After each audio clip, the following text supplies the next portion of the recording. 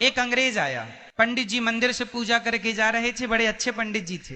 पंडित जी के कान में यहां पर कनपट्टी पर बंदूक रख दी। किसने? अंग्रेज ने। और अंग्रेज पंडित जी का किडनैप कर लिया। चलो, पंडित जी को ले गया। वो पंडित जी के सामने 4 चीजें रखी। वो अंग्रेज देखना चाहता था कि हिंदू की कमी क्या है, ये कैसे मिटेगा। तो देखो, जिसे मिटाना हो उसके साथ क्या करो, वो सुना रहा हूं। अंग्रेज ने पंडित जी को ले गए, वो एक कमरे में बंद किया और वहां पे 4 चीजें रख दी। पंडित जी के सामने मांस रखा, मांस, अंडा, मुर्गी। कहा, पंडित जी खाओ वरना गोली मार दूंगा। पंडित जी बोले, अंग्रेज भैया, हम ठहरे ब्राह्मण, तुम हमें देखो गोली मार दो मर जाएंगे, गोली मार दो मर जाएंगे, अच्छा है, पर कम से कम जीते जी धर्म तो ना बिगड़वाओ। ये मांस खाना हमारा कोई धर्म नहीं है, हम नहीं खाएंगे, आप गोली मार सकते हैं, हम मरना पसंद करेंगे परंतु अपना धर्म का त्याग नहीं करेंगे। अंग्रेज ने मन में सोचा, पंडित पक्का है, ये मरने को तैयार है पर मांस खाने को तैयार नहीं है। फिर उसने दूसरा दाव चला। अंग्रेज ने पंडित जी के सामने ढेर सारा सोना रखा, सोना, गोल्ड, जैसा कि मैंने भी बताया 2 नंबर के सोने में कलयुग।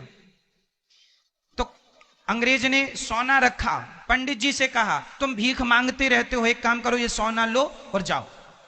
पंडित जी ने कहा, मैं ईमानदारी करता हूं, मैं भीख इसलिए मांगता हूं कि मैं ईमानदार हूं, यदि बेईमान होता तो मैं कभी भीख नहीं मांगता। आज लोग कहते हैं ना कि ब्राह्मण भीख क्यों मांगता है, क्योंकि बेचारा ईमानदार है, बेईमानी करना होता तो करके भीख क्यों मांगता। आज भी ब्राह्मण भीख इसलिए मांगता है क्योंकि वो ईमानदारी से जीवन गुजारना चाहता है। कोई बात नहीं, हमें धन्ना सेठ नहीं बनना, मांग के नमक रोटी खा लेंगे पर बेईमानी नहीं करेंगे, क्योंकि मुंह वहां दिखाना है। तो पंडित जी ने कहा कि मुझे आप गोली मार दो पर मैं ये सोना नहीं ले सकता, क्योंकि मैं ईमानदारी से अपना भीख भले मांग लूंगा पर बेईमानी का सोना मुझे नहीं चाहिए। अंग्रेज ने कहा, पंडित बड़ा पक्का है। फिर अंग्रेज ने बंदूक उठाई, कनपट्टी पर लगाई, गोली मार दूंगा। ये महिला खड़ी है बड़ी सुंदर, चल इसके साथ जरा नाच ले और इसको तुम अपनी पत्नी बना लो।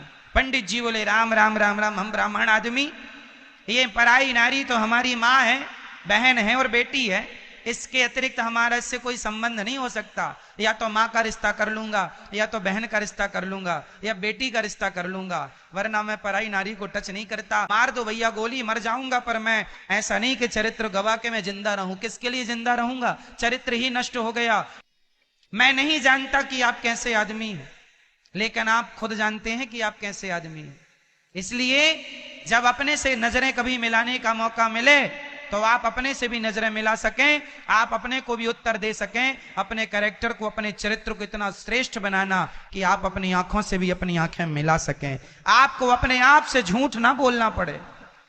जमाने से तो आप बोल ही देंगे, अपने आप से कैसे बोलेंगे। चरित्र इतना उज्जवल हो आपका कि आप अपने आप को भी धोखा ना दें। पंडित जी बोले, गोली मार दो, मैं मर जाऊंगा, पर पराई नारी नहीं। अंग्रेज बोला, पंडित बड़ा पक्का है। अब आखिरी ऑप्शन बचा था, शराब। अंग्रेज ने कनपट्टी पे बंदूक रखी, बोले, अच्छा एक काम करो, शराब पी लो, हम तुम्हें छोड़ देंगे। पंडित जी ने कभी शराब नहीं पी थी, पर उन्होंने भी आपकी तरह सोच लिया। जैसे आप सोचते हैं ना, अरे शराब पानी ही तो है, लिक्विड ही तो है, तो पंडित जी ने भी सोचा कि शराब पानी ही तो है, पिएंगे निकल जाएगी, जान बची तो लाखों पाए। कहा, अच्छा ठीक है, मैं शराब पी लेता हूं। शराब में उनको जरा जिंदगी का लालच आ गया कि शराब पानी है, पी लेंगे। तो पंडित जी ने शराब पी ली।